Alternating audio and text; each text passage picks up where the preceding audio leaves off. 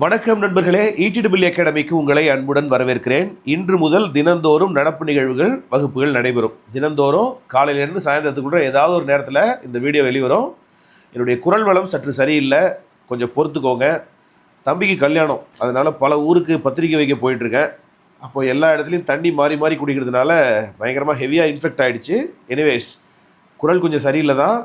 ஆனாலும் காதில் ஹெட்ஃபோன் போட்டு கவனமாக இதை கேளுங்க. கற்றலில் கேட்டல் மிகச்சிறந்தது. கரண்ட் அஃபேர்ஸ் பொறுத்த வரைக்கும் 2025ஆம் ஆண்டுக்கான கரண்ட் அஃபேர்ஸ் ஜனவரியிலிருந்து மே வரைக்கும் நம்ம அடுத்து வரப்போகிற ஒரு 20-25 நாளில் கவர் பண்ணி முடிச்சிடலாம்.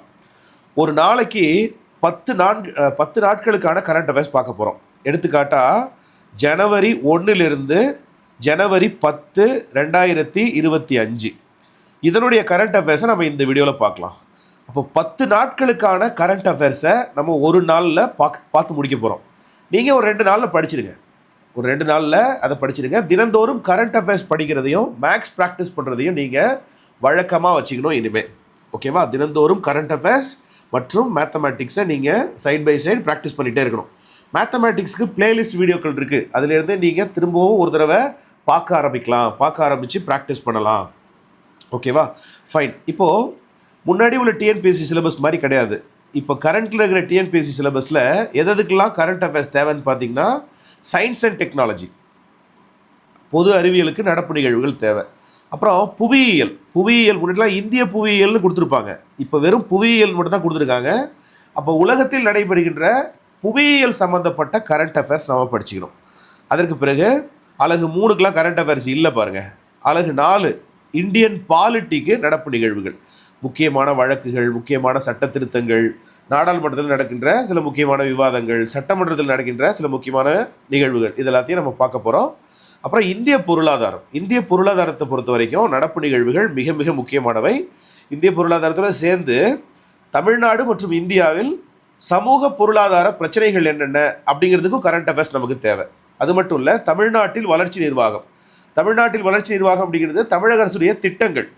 தமிழக அரசு திட்டங்கள் மட்டும் கரண்ட் அஃபேர்ஸ் படித்தா பத்தாது, மத்திய அரசுடைய திட்டங்களையும் நம்ம படித்தாகணும். அப்போது மத்திய மாநில அரசுகளுடைய நடப்பு நிகழ்வுகள். அது மட்டும் இல்லை, நம்ம உலகம் முழுவதும் நடைபெறுகின்ற முக்கியமான மாநாடுகள், அப்புறம் எழுதப்படுகின்ற மிக முக்கியமான புத்தகங்கள், பெறப்பட்ட விருதுகள், பரிசுகள், இது எல்லாத்தையும் சேர்த்து நம்ம கவர் பண்ண போகிறோம். ஓகேவா? இப்போது இந்த தொகுப்பு பார்த்தீங்க அப்படின்னா, இந்த தொகுப்பு பார்த்தீங்கன்னா ஃபஸ்ட்டு அறிவியல் மற்றும் தொழில்நுட்பம் ஜனவரி 1, 2025 ஜனவரி 10, 2025 வரைக்கும் அறிவியல் மற்றும் தொழில்நுட்பத்தில் என்ன கரண்ட் அஃபேர்ஸ் அப்படிங்கிறது நாங்கள் கொடுத்துருப்பேன். 15 பக்கம். ஏன் அப்படின்னா நான் வந்து டெக்ஸ்ட் சைஸை கொஞ்சம் பெருசாக்கியிருக்கேன். அதற்கு பிறகு 2வது புவியியல் சம்மந்தப்பட்ட நடப்பு நிகழ்வுகள் கொடுத்துருக்கேன். அதற்கு பிறகு பார்த்தீங்க அப்படின்னா இந்திய அரசியல் அமைப்பு, இந்தியன் பாலிட்டி சம்மந்தப்பட்ட, இந்திய ஆட்சியல்னு வரணும் இங்கே, இந்திய ஆட்சியல் சம்மந்தப்பட்ட கரண்ட் அஃபேர்ஸ். அதற்கு பிறகு இந்தியன் எக்கானமி சம்மந்தப்பட்ட கரண்ட் அஃபேர்ஸ். அதற்கு பிறகு இந்திய சமூக பொருளாதார பிரச்சனைகள் பற்றிய கரண்ட் அஃபேர்ஸ். இதில் நிறைய முக்கியமான விஷயங்கள். அப்புறம் இந்த கரண்ட் அஃபேர்ஸ் எல்லாத்தையும் நான் எங்கேருந்து எடுத்திருக்கேன்னு பார்த்தீங்கன்னா, தினமணிலேருந்து எடுத்திருக்கேன். தினமணிலேருந்து நானே உட்காந்து எடுத்திருக்கேன். ஸோ அது உங்களுக்கு ஹெல்ப்ஃபுல்லாக இருக்கும். மத்திய மற்றும் மாநில அரசு திட்டங்கள் அப்படிங்கிற டாப்பிக்கும் கவர் பண்ணியிருப்போம். அதற்கு பிறகு முக்கியமான சர்வதேச மற்றும் தேசிய மாநாடுகள் மற்றும் நிகழ்வுகள், இதை நம்ம கவர் பண்ணியிருக்கோம். அதற்கு பிறகு விருதுகள், பரிசுகள் மற்றும் முக்கியமான நியமனங்கள், அது மட்டும் இல்லை மறைவுகள், யாராவது இறந்துட்டாங்க அப்படின்னா அந்த செய்தியும் உங்களுக்கு இங்கே கொடுத்துருப்பேன். அதுக்கப்புறம் புதிதாக வெளியிடப்பட்ட புத்தகங்கள். ஸோ 9 தலைப்புகளின் கீழே நான் வந்து உங்களுக்கு தினந்தோறும் தொகுத்து வழங்குறேன். இது மாதிரி தொகுக்கிறது எவ்வளோ பெரிய வேலைன்னு உங்களுக்கு தெரியும். நீங்கள் ஒரு நாளைக்கு எவ்வளோ மணி நேரம் தூங்குறீங்கன்னு எனக்கு தெரியல. நான் ஒரு நாளைக்கு 3 மணி நேரம் தூங்கினா பெரிய விஷயம். ஸோ டிஎன்பிஎஸ்சி எக்ஸாம் முடிகிற வரைக்கும் நீங்களும் ஒரு நாளைக்கு நீங்கள் 3 மணி நேரம் தூங்குறது கொஞ்சம் கம்மி தான். ஒரு நாளைக்கு 4 மணி நேரம் தூங்குங்க போதும். ஒரு 4 to 5 hours தூங்குங்க போதும். மற்ற நேரத்தை நீங்கள் பயனுள்ள வகையில் செலவு பண்ணுங்கள். இப்போது ஜனவரி 1 முதல் ஜனவரி 10 வரை எந்த ஆண்டுக்கானது? 2025ஆம் ஆண்டுக்கான கரண்ட் அஃபேர்ஸ் நம்ம பார்க்கலாம். ஃபர்ஸ்ட் டைட்டில் அறிவியல் மற்றும் தொழில்நுட்பம். இஸ்ரோ தலைவராக சமீபத்தில் நியமிக்கப்பட்டிருப்பவர் யாருன்னு பார்த்தீங்கன்னா டாக்டர் வி நாராயணன். இவர் எந்த மாவட்டத்தை சேர்ந்தவர் பார்த்தீங்கன்னா தமிழ்நாட்டுடைய குமரி மாவட்டத்தை சேர்ந்த விஞ்ஞானி. அவர் இந்திய விண்வெளி ஆராய்ச்சி நிறுவனத்துடைய, அதாவது ISROவுடைய புதிய தலைவராக நியமிக்கப்பட்டிருக்காரு. அவர் என்னையிலிருந்து பொறுப்பேற்கிறாருன்னு பார்த்தீங்கன்னா ஜனவரி 14, 2025 பொறுப்பேற்பார்னு சொல்லப்பட்டுச்சு. ஒரு நாளைக்கு முன்னாடியே அவர் பொறுப்பேற்றுக்கிட்டார். ஜனவரி 13 அன்றைக்கே அவர் பொறுப்பேற்றுக்கிட்டார். ஓகேவா? ஸோ நியூஸ் வந்து ஜனவரி மாதம் வந்ததா? ஸோ ஜனவரி மாதம் அவர் பொறுப்பேற்கிறதுக்கு முன்னாடி எந்த தேதியில் பொறுப்பேற்பார்னு சொல்லுவாங்கல்ல, ஜனவரி 14ஆம் தேதி பொறுப்பேற்பார்னு சொன்னாங்க. சரி, அவர் எந்த தேதியில் பொறுப்பேற்றார்? அந்த தேதி கரண்ட் அஃபேர்ஸ் வரும்போது நான் உங்களுக்கு சொல்கிறேன். ஓகே. அப்புறம் அவர் என்ன பண்ணுறாரு அப்படின்னா, அவர் அறிவித்த உடனே ஜனவரி 8, 2025 அன்னைக்கு வி நாராயணன் திருவனந்தபுரத்தில் செய்தியாளர்களை சந்திக்கிறார். சந்தித்து அவர் என்னென்னலாம் சொன்னார்னா, இஸ்ரோவுடைய எதிர்கால முக்கிய திட்டங்கள் பற்றி சொன்னார். இஸ்ரோவில் என்னென்ன எதிர்கால முக்கிய திட்டங்கள்னு பார்த்தீங்கன்னா, சந்திராயன் 4 வரப்போகுது. அதாவது நிலவிலிருந்து பல சாம்பிள்ஸை, மாதிரினா சாம்பிள், நிலாவில் இருக்கிற கல், மண் இது எல்லாத்தையும் பூமிக்கு கொண்டு வர்ற திட்டம் தான் சந்திராயன் 4. அதுக்கப்புறம் மனிதனை விண்ணுக்கு அனுப்பும் திட்டம் ககன்யான். மனிதனை விண்ணுக்கு அனுப்பும் திட்டம் எது? ககன்யான். அப்புறம் பாரதிய அந்தரிக்ஷா நிலையம்.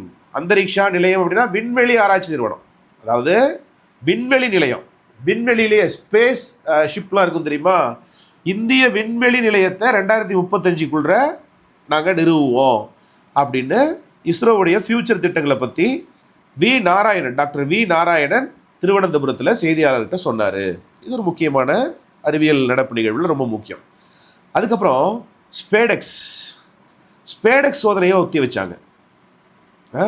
இந்திய விண்வெளி ஆராய்ச்சி நிறுவனம் ISRO 2 சோதனை விண்கலன்களை விண்ணில் ஒன்றிணைக்கின்ற ஸ்பேஸ் டாக்கிங் எக்ஸ்பெரிமெண்ட். டாக்கிங்னா ஒன்றா சேர்க்குறது. ஏற்கனவே 2 விண்கலங்கள் வானத்தில் இருக்குங்க. அந்த 2 விண்கலங்களை டாக் பண்ணுறது அப்படின்னா ஒன்றா சேர்க்குற ஒரு திட்டத்தை வச்சுருந்தாங்க. அது வந்து ஜனவரி 7ஆம் தேதி நாங்கள் 2 ஒன்றா சேர்க்க போகிறோம்னு சொல்லியிருந்தாங்க. ஆனால் சில தொழில்நுட்ப காரணங்கள்னால அதை ஜனவரி 9ஆம் தேதிக்கு ஒத்தி வைக்கிறதா அறிவிச்சிருந்தாங்க. ஸோ ஸ்பேடெக்ஸ் சோதனை ஒத்தி வைக்கப்பட்டிருக்கு. இதில் நீங்கள் தெரிஞ்சுக்க வேண்டியது என்ன?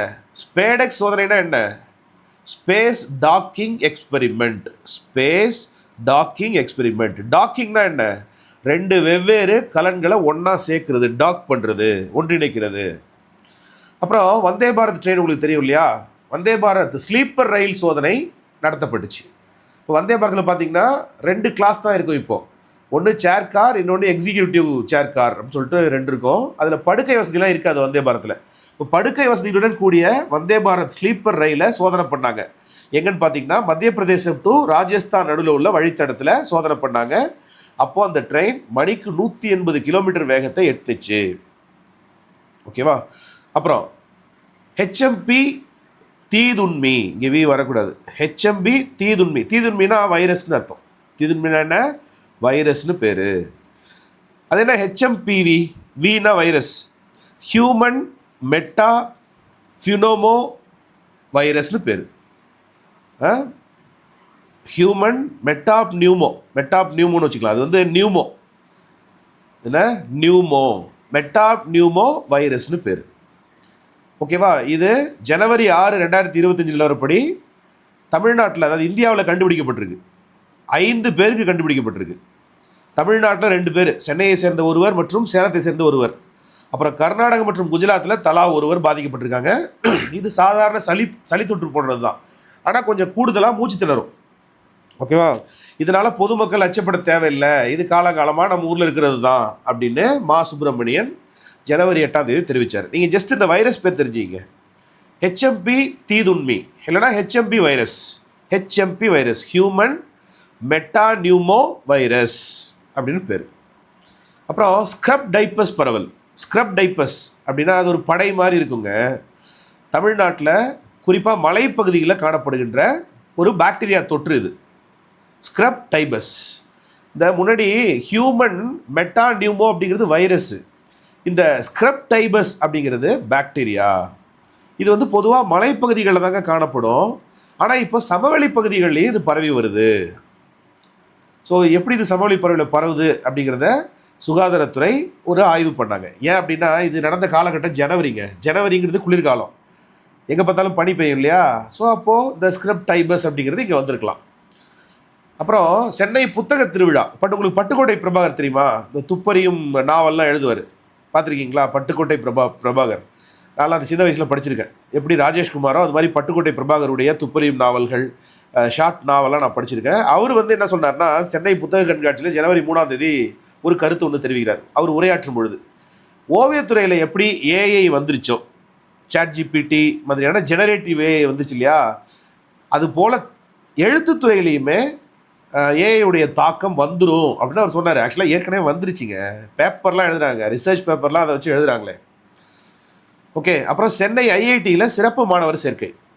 ஃபைன் ஆர்ட்ஸ்னால் என்ன? நுண்கலை, பாடுறது, எழுதுறது, ஆடுறது, ஓவியம் வரைகிறது, இதெல்லாம் தான் ஃபைன் ஆர்ட்ஸ். ஃபைன் ஆர்ட்ஸ் மற்றும் டெக்னாலஜி எக்ஸலன்ஸ். டெக்னாலஜினா தொழில்நுட்பம், எக்ஸலன்ஸ்னால் சிறப்புத்திறன்.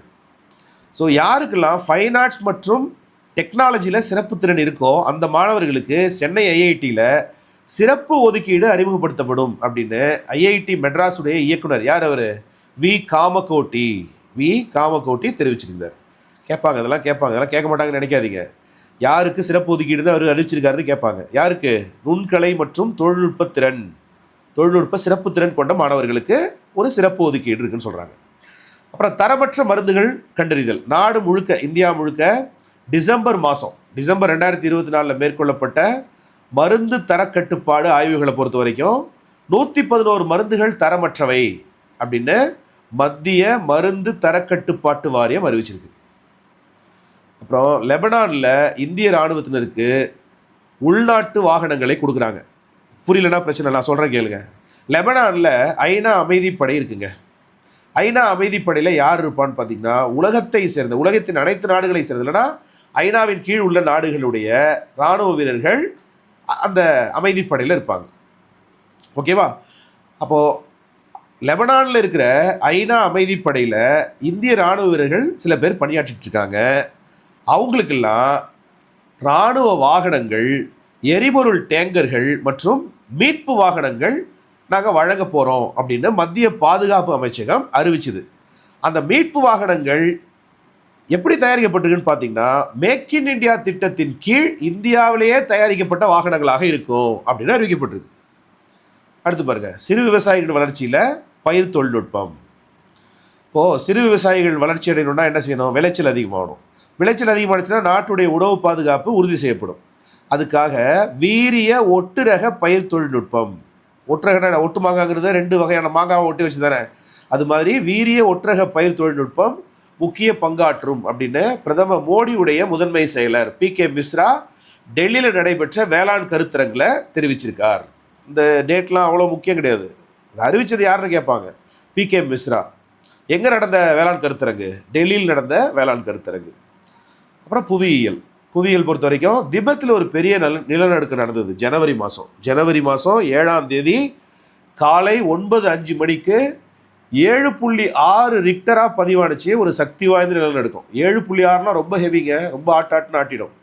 அது எங்கே நடந்ததுன்னு பார்த்தீங்கன்னா திபெத்தின் ஒரு பகுதியில், திபெத்தின் ஷிகாட்ஸோ நகருக்கு பக்கத்தில். இப்போ திபெத் சைனாவுடைய கட்டுப்பாட்டில் இருக்குது. ஓகேவா? ஸோ இந்த நிலநடுக்கத்தில் 126 பேர் செத்து போயிட்டாங்க, 188 பேர் காயமடைஞ்சாங்க. திபெத்தில் நடந்த நிலநடுக்கத்தின் அதிர்வுகள் நேபாளத்திலையும் உணரப்பட்டுச்சு. ஓகேவா? அடுத்தது, சீனாவின் புதிய மாவட்ட அறிவிப்புக்கு இந்தியா கண்டனம் தெரிவிச்சது. இப்போது இந்தியாவுடைய லடாக் இருக்கு இல்லையா, லடாக்குங்கிறது யூனியன் பிரதேசம். லடாக்குடைய அதிகார வரம்புக்கு உட்பட்ட சில பகுதிகளை உள்ளடக்கி அக்சாய்சின் பகுதி, அது என்ன பகுதி? அக்சாய்சின் பகுதியில் தகியாங் மற்றும் ஹெகாய் அப்படின்னு 2 புதிய மாவட்டங்களை சீனா உருவாக்குனுச்சு. இப்போது லடாக் எந்த பகுதி? ஒரு யூனியன் பகுதி. அந்த யூனியன் பகுதி எந்த நாட்டுக்கு கீழே இருக்குது? இந்தியா கீழே இருக்குது. அங்கே தகியாங் மற்றும் ஹெகாய் அப்படின்னு 2 புதிய மாவட்டங்களை சீனா உருவாக்குனுச்சு, சீனாவுக்கு கீழே. புரியுதுங்களா உங்களுக்கு? அது எந்த பகுதியை சேர்ந்த பகுதிகள்? அதெல்லாம் லடாக்கை சேர்ந்த பகுதிகள். எனவே இந்தியா சீனாவுடைய இந்த செயலுக்கு கடும் கண்டனம் தெரிவித்தது. பிரம்மபுத்திரா நதியில் சீன அணை திட்டம். இப்போது திபெத் யாருடைய கண்ட்ரோலில் இருக்குது? சீனாவுடைய கண்ட்ரோல் இருக்குது. திபெத் பகுதியில் ஓடுற பிரம்மபுத்திரா நதியின் குறுக்கே சீனா மிகப்பெரிய அணையை கட்டும் திட்டம் தொடர்பாக இப்போது நம்ம மேகதாது அணைன்னு சொன்னால் கர்நாடகாவில் கட்டுறாங்களா மேகதாது அணை, அதுக்கு தமிழ்நாடு அதிருப்தி தெரிவிக்குதுல்ல, அதுபோல் திபெத்துடைய பிரம்மபுத்திரா பகுதியில் சீனா அணை கட்டினா என்ன ஆகும்? தண்ணியை தேக்கி வச்சு நமக்கு தண்ணி கொடுக்காமல் போகிறதுக்கு வாய்ப்பு இருக்கு இல்லையா? அதனால் இந்தியா தனது கவலைகளை சீனாட்ட சொன்னிச்சு. அது மட்டும் இல்லை, பிரம்மபுத்திரா நதிநீரை பங்கிட்டு கொள்ளும் தனது உரிமையையும் சீனாவிடம் தொடர்ந்து வலியுறுத்தி வருகிறது. பிரம்மபுத்திரா நதியில் நீங்கள் அணை கட்டக்கூடாது, அணை கட்டி நீங்கள் தேக்கி வைக்கக்கூடாது, எங்களுக்கு அந்த தண்ணியில் உரிமை இருக்குது அப்படின்னும் சீனா கிட்ட இந்தியா தொடர்ந்து சொல்லுது. இது ரொம்ப முக்கியம் பாருங்கள். நிலத்தடி நீரில் நைட்ரேட் மாசுபாடு தமிழ்நாட்டில் விழுப்புரம் மாவட்டத்தில், குறிப்பாக தமிழ்நாட்டில் விழுப்புரம் மாவட்டத்தில், அது மட்டும் இல்லை இந்தியாவுடைய பல்வேறு மாநிலங்களில் பல மாவட்டங்களில் நிலத்தடி நீரில் நைட்ரேட் ரசாயன மாறுபாடு ஒரு குறிப்பிட்ட அளவு இருக்கலாம், அந்த குறிப்பிட்ட அளவை விட அதிகமாக இருக்குது அப்படின்னு மத்திய நிலத்தடி நீர் வாரியத்தின் வருடாந்திர அறிக்கை எச்சரிச்சிருக்கு. ஸோ நைட்ரேட் மாசுபாடு எங்கே? விழுப்புரம் மாவட்டத்தின் சில பகுதிகளில் மற்றும் நாட்டின் பல பகுதிகளில் அனுமதிக்கப்பட்ட அளவை விட கொஞ்சம் அதிகமாக இருக்குதுன்னு சொல்லப்பட்டிருக்கு. அடுத்தது இந்திய அரசியலமைப்பு. வழக்கம் போல் ஆளுநர் என்ன பண்ணார்? ஆளுநர் தமிழக சட்டப்பேரவையில் அரசு தயாரித்த உரையை வாசிக்காமல் புறக்கணிச்சுட்டு எந்திரிச்சு போயிட்டார். தேசிய கீதம் தான் ஃபஸ்ட்டு பாடணும் அப்படின்னு அவர் சொல்லியிருந்தார். நம்முடைய மரபுப்படி தேசிய கீதம் கடைசியாக தான் பாடுவோம். இதன் காரணமாக அவர் அப்படியே டக்குன்னு எந்திரிச்சு போயிட்டார். நம்மளாம் டிவியில் அந்த நியூஸை பார்த்தோம் இல்லையா? ஸோ என்ன காரணம் சொல்லியிருக்காங்க அவங்க? தேசிய கீதம் தொடக்கத்தில் இசைக்கப்படவில்லை அப்படிங்கிறத காரணமாக ஆளுநர் மாளிகை குறிப்பிட்டுச்சு. சட்டப்பேரவையின் தலைவர் யார்? மு அப்பாவு, அவர் தான் சபாநாயகர். அவர் ஆளுநருக்கு ஜனவரி 8ஆம் தேதி கண்டனம் தெரிவித்தார். ஜனவரி 6ஆம் தேதி ஆளுநர் எந்திரிச்சு போயிட்டார். ஜனவரி 8 அப்பாவும் கண்டனம் தெரிவித்தார். அப்புறம் ஊரக உள்ளாட்சி நிர்வாகத்துக்கு தனி அலுவலர்களை நியமிக்க போதா என்ன நியமித்ததா ஹல்தீப் சிங் பேடி சொல்லியிருக்கிறார். தமிழ்நாட்டில் 28 மாவட்டங்களில் ஊரக உள்ளாட்சி அமைப்புகளை நிர்வாகம் பண்ணுறதுக்கு தனி அலுவலர்கள் நியமிக்கப்பட்டிருக்காங்க. இதற்கான உத்தரவை பிறப்பித்தவர் யார்? ஊரக வளர்ச்சி மற்றும் ஊராட்சித்துறை கூடுதல் தலைமை செயலாளர். ஊரக வளர்ச்சி மற்றும் ஊராட்சித்துறை கூடுதல் தலைமை செயலாளர் ஹல்தீப் சிங் பேடி பிறப்பித்துள்ளார். ஓகேவா? அப்புறம் இது ரொம்ப முக்கியம் பாருங்கள். ஒரே நாடு ஒரே தேர்தல் குறித்த நாடாளுமன்ற கூட்டுக்குழு. ஒரே நாடு ஒரே தேர்தல் என்கின்ற கான்செப்ட்னா என்ன? டிராஃப்ட்னா என்ன? டிராஃப்ட்னா மசோதா, புரியுதுங்களா? ஒரே நாடு ஒரே தேர்தல் என்கின்ற மசோதா தொடர்பாக ஆராய்வதற்கு அமைக்கப்பட்ட நாடாளுமன்ற கூட்டுக்குழுவின் முதல் கூட்டம் யார் தலைமையில் நடைபெற்றதுன்னு பார்த்தீங்கன்னா, இல்லை எங்கே நடைபெற்றதுன்னு பார்த்தீங்கன்னா டெல்லியில் நடந்துச்சு. ஜனவரி 8, 2025. ஓகே, ஒரே நாடு ஒரே தேர்தல் அப்படிங்கிற மசோதா தொடர்பாக ஆராய்வதற்கு அமைக்கப்பட்ட நாடாளுமன்ற கூட்டுக்குழுவின் முதல் கூட்டம் ஜனவரி 8ஆம் தேதி டெல்லியில் நடந்தது. இந்த குழுவுக்கு தலைமையேற்பவர் யார்?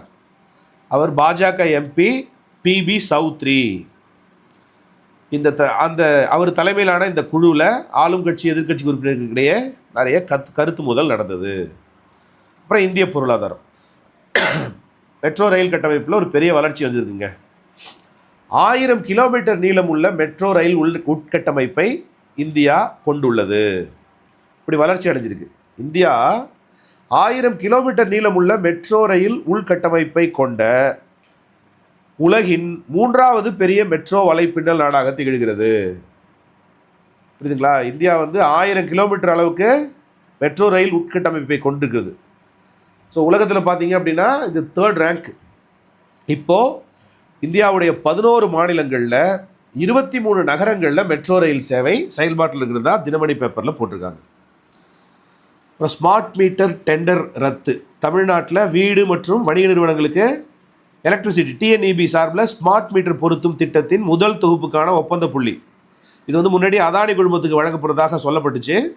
அந்த கான்ட்ராக்ட் ரத்து செய்யப்பட்டு புதிய கான்ட்ராக்ட் கோரப்படும் அப்படின்னு தமிழ்நாடு மின்சார வாரியம் அறிவிச்சது. அப்புறம் பொருளாதார வளர்ச்சி மதிப்பீடு.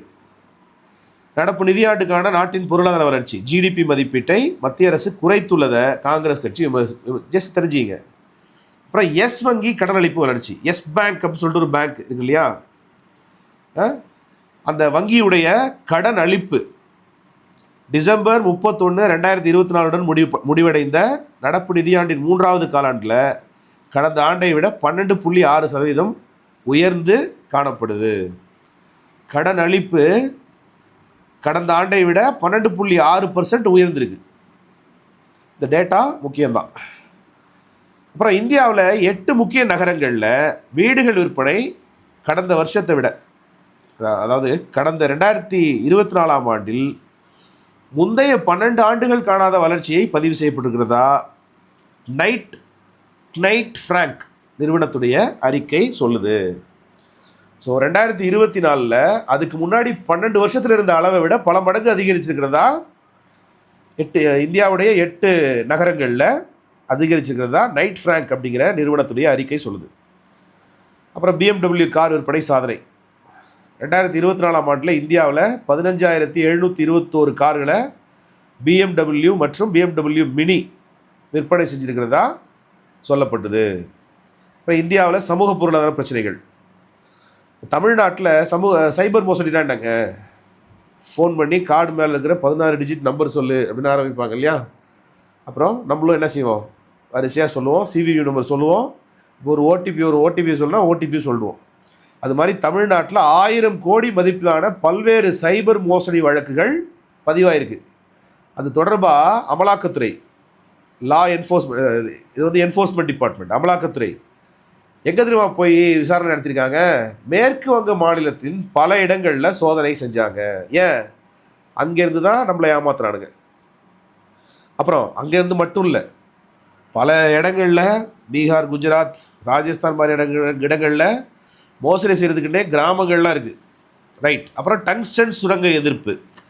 இப்போது மதுரை மாவட்டம் அரிடாப்பட்டி அதன் சுற்றியுள்ள பகுதிகளில் டங்ஸ்டன் சுரங்கம் அமைப்பதற்கு மத்திய அரசு முயற்சி மேற்கொண்டது.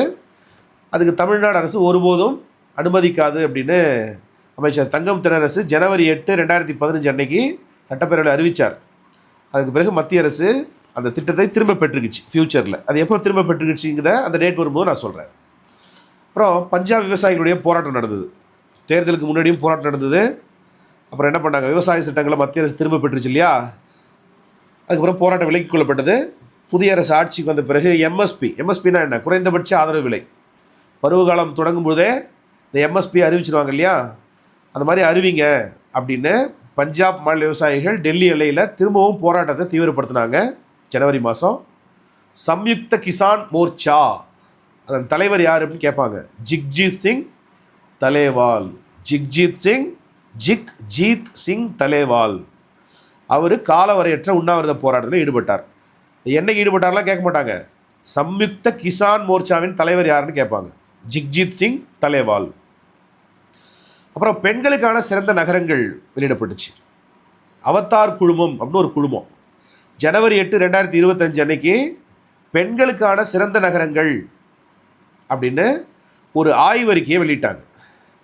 10 லட்சத்துக்கும் அதிகமான மக்கள் தொகை கொண்ட பெரிய நகரங்களில் சென்னையும், 10 லட்சத்துக்கு குறைவான மக்கள் தொகை கொண்ட சிறிய நகரங்களில் கோவாவும் பெண்களுக்கான சிறந்த நகரமாக தேர்ந்தெடுக்கப்பட்டிருக்கு. நான் சொல்கிறது புரியுதா?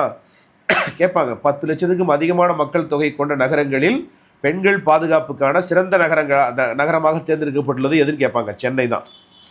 மாநிலங்களை பொறுத்த வரைக்கும் பெண்களுக்கான சிறந்த மாநிலம் எது அப்படின்னா கேரளம் தான். பெண்களுக்கான சிறந்த நகரம் சென்னை, ஒட்டுமொத்தமாக மாநில அளவில் கேரளா. அப்புறம் காவல்கரங்கள் அப்படின்னு ஒரு திட்டம் இருக்குது. சென்னை பெருநகர காவல்துறையின் திட்டம் இது. சென்னை பெருநகர காவல்துறையின் திட்டம் காவல்கரங்கள்.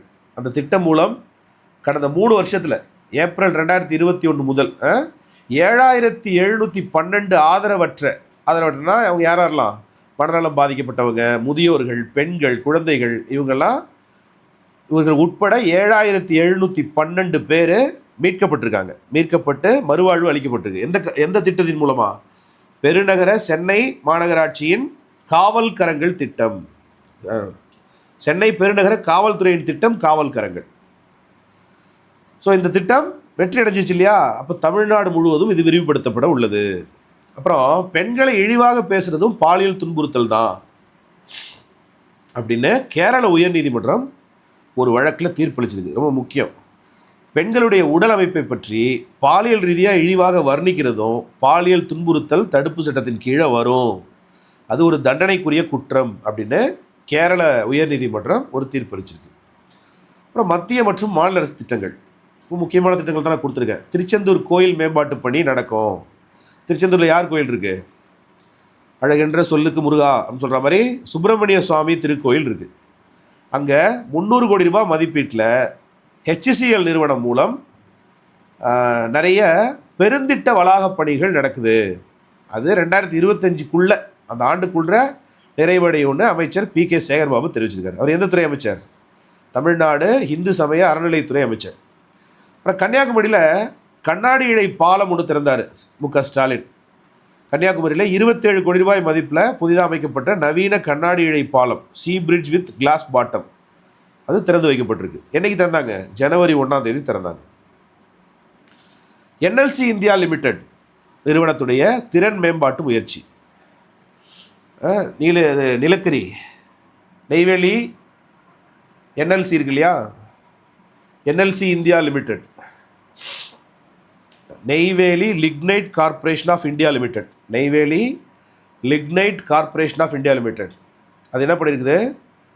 அப்படி சுரங்கம் அமைக்கும் பொழுது அதனால் பாதிக்கப்பட்ட குடும்பங்களை சேர்ந்த ஐஐடி படித்த அல்லது டிப்ளமோ படித்த அல்லது பட்டதாரி பொறியியல் தகுதி பெற்ற இளைஞர்களுக்கு தமிழ்நாடு திறன் மேம்பாட்டுக் கழகம் மற்றும் நெட்டூர் தொழில்நுட்ப பயிற்சி நிறுவனம் இதோட இணைந்து வேலைவாய்ப்புக்கான திறன் மேம்பாட்டு பயிற்சியை வழங்குது.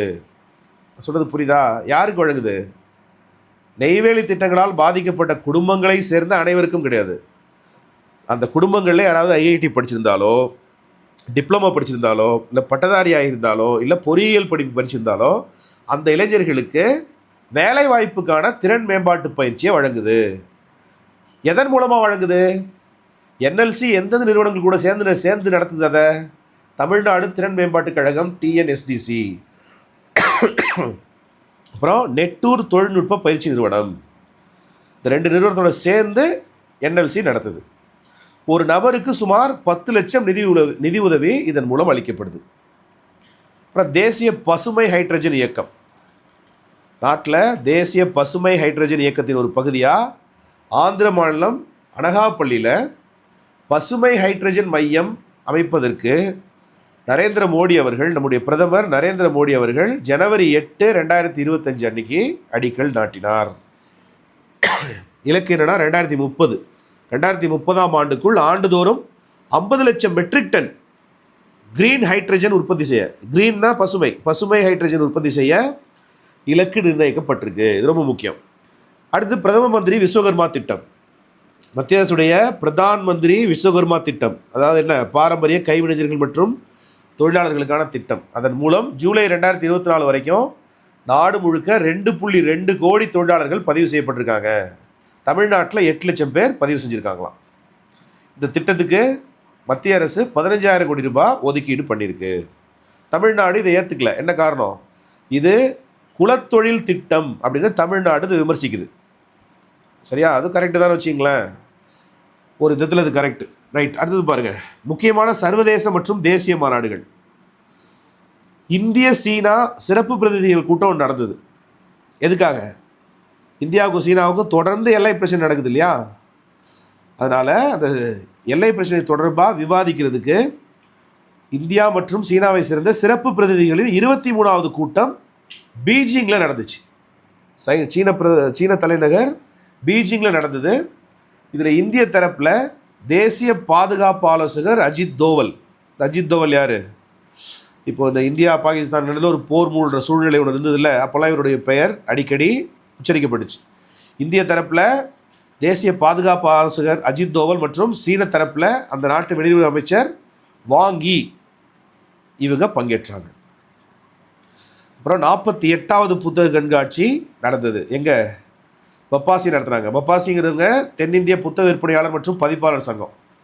48வது புத்தக கண்காட்சியை நந்தனம் YMCA உடற்கல்வியியல் கல்லூரி மைதானத்தில் டிசம்பர் 27 ஜனவரி 12 வரைக்கும் நடத்தினாங்க. ஓகேவா? அப்புறம் ஆந்திராவில் பிரதமர் மோடி பங்கேற்ற ஒரு நிகழ்வு இருக்குது. விசாகப்பட்டினத்தில் அந்த மாநிலத்தின், அதாவது ஆந்திரத்தின் முதலமைச்சர் என் சந்திரபாபு நாயுடு மற்றும் துணை முதல்வர் பவன் கல்யாண் இவங்க 2 பேரோட சேர்ந்து பிரதமர் நரேந்திர மோடி வாகன பேரணியில் பங்கேற்றார். ஜனவரி 8, 2025. அப்படி பங்கேற்கும் பொழுது சுமார் 2 லட்சம் கோடி மதிப்பிலான பல்வேறு அரசு நலத்திட்டங்களை அவர் தொடங்கி வைத்தார். புதிய கட்டிடங்களுக்கும் அடிக்கல் நாட்டினார். அப்புறம் உலக தமிழராய்ச்சி நிறுவன ஆளுகை குழு கூட்டம் நடந்தது. உலக தமிழராய்ச்சி நிறுவன ஆளுகை கூட்டம், உலக தமிழராய்ச்சி நிறுவனத்தின் 53வது ஆளுகை குழு கூட்டம் தமிழ் வளர்ச்சித்துறை அமைச்சர் மு.பெ. சாமிநாதன் தலைமையில் ஜனவரி 8ஆம் தேதி சென்னையில் நடந்தது. உலக தமிழராட்சி நிறுவன ஆளுகை கூட்டம், 53வது ஆளுகை கூட்டம் ஜனவரி 8ஆம் தேதி தமிழ் வளர்ச்சித்துறை அமைச்சர் மு.பெ. சாமிநாதன் தலைமையில் சென்னையில் நடந்தது. இதெல்லாம் ரொம்ப முக்கியம். அப்புறம் விருதுகள், பரிசுகள், முக்கிய நியமனங்கள், மறைவுகள், இது ரொம்ப முக்கியம் பாருங்கள். டி. குகேஷ், இப்போ நம்மலாம் பிரக்ஞானந்தாவை ரொம்ப கொண்டாடுறோம்ல, உலக அளவில் பிரக்ஞானந்தாவை விட இப்போ புகழ்பெற்ற ஒரு செஸ் வீரர், கிராண்ட் மாஸ்டர் யாருன்னு பார்த்தீங்கன்னா டி. குகேஷ். டி. குகேஷுக்கு டி. குகேஷ் தமிழ்நாட்டை சேர்ந்தவர் தான். அவருக்கு மேஜர் தியான் சந்த் கேல் ரத்னா விருது 2024 மத்திய அரசால் வழங்கப்பட்டிருக்கு, அறிவிக்கப்பட்டிருக்கு. 2024ஆம் ஆண்டுக்கான மேஜர் தியான் சந்த் கேல் ரத்னா விருது டி. குகேஷுக்கு வழங்கப்பட்டிருக்கு. அதே போல் தமிழகத்தை சேர்ந்த பாரா பேட்மிண்டன் வீராங்கனைகள் துளசிமதி முருகேசன், நித்யஸ்ரீ சுமதி சிவன், மனிஷா ராம்தாஸ், இவங்களுக்கு அர்ஜுனா விருது வழங்கப்பட்டிருக்கு. பாரா பேட்மிண்டன் வீராங்கனைகள் துளசிமதி முருகேசன், நித்யஸ்ரீ சுமதி சிவன், மனிஷா ராம்தாஸ், இவங்களுக்கு மத்திய அரசு அர்ஜுனா விருது 2024 வழங்கியிருக்கு. அப்புறம் தேசிய யோகாசன போட்டிக்கான பதக்கங்கள். ஒரிசா மாநிலம் புவனேஸ்வரில் கலிங்கா கல்வி நிறுவனத்தில் அகில இந்திய பல்கலைக்கழகங்களுக்கு இடையிலான யோகாசன போட்டி நடந்தது. அதில் சென்னை அரசு யோகா மற்றும் இயற்கை மருத்துவக் கல்லூரி மாணவர் எஸ். கபிலன் தங்கப்பதக்கத்தை வென்றார். செங்கல்பட்டு சர்வதேச யோகா மற்றும் இயற்கை மருத்துவ நிறுவன மாணவி மு. தர்ஷினி வெண்கல பதக்கம் வென்றார். இவங்களை தமிழ்நாடு டாக்டர் எம்ஜிஆர் மருத்துவ பல்கலைக்கழக துணைவேந்தர் டாக்டர் கே. நாராயணசாமி பாராட்டினார். ஓகே, அடுத்தது புலிட்சர் பரிசு பெற்ற கவிஞர் சென்னை புத்தக திருவிழாவுக்கு வந்து வாசகர்களுக்கு கூட கலந்துரையாடினார். அப்போ அவர் என்ன சொன்னார்னா, நம்ம சங்க இலக்கியங்களை பற்றி ரொம்ப பெருமையாக பேசினார். 2016ஆம் ஆண்டு ஓசோன் ஜேர்னல் அப்படிங்கிற கவிதை தொகுப்புக்காக புலிட்சர் பட்டம் பெற்ற அமெரிக்க கவிஞர் பீட்டர் பாலக்கியன். கேட்பாங்க, இது 2016ஆம் ஆண்டில் ஓசோன் ஜேர்னல் அப்படிங்கிற கவிதை தொகுப்புக்காக புலிட்சர் பரிசு பெற்ற அமெரிக்க கவிஞர் யாருன்னு கேட்பாங்க. பீட்டர் பாலக்கியன். அவர் ஜனவரி 8, 2025 அன்னைக்கு புத்தக கண்காட்சிக்கு வந்து வாசகர்களோடு கலந்துரையாடினார். அப்புறம் பிரதீஷ் நந்தி அப்படின்னு ஒரு புகழ்பெற்ற மூத்த பத்திரிகையாளர், அவர் ஒரு கவிஞர் கூட, பத்மஸ்ரீ விருது பெற்றவர், திரைப்பட தயாரிப்பாளர்னு பன்முகங்கள் கொண்டவர். அவர் மும்பையில் 2025 ஜனவரி 8 மாரடைப்பால் காலமானார். பிரதீஷ் நந்தி. ஓகேவா. அப்புறம் இல கோபாலன், அவர் யாருன்னா நாகாலாந்து மாநிலத்துடைய ஆளுநர் இல கணேசன், தமிழ்நாட்டை சேர்ந்தவர். அவருடைய மூத்த சகோதரர் இல கோபாலன். அவர் வயது மூப்பு காரணமாக ஜனவரி 8, 2025 அன்னைக்கு சென்னையில் காலமானார்.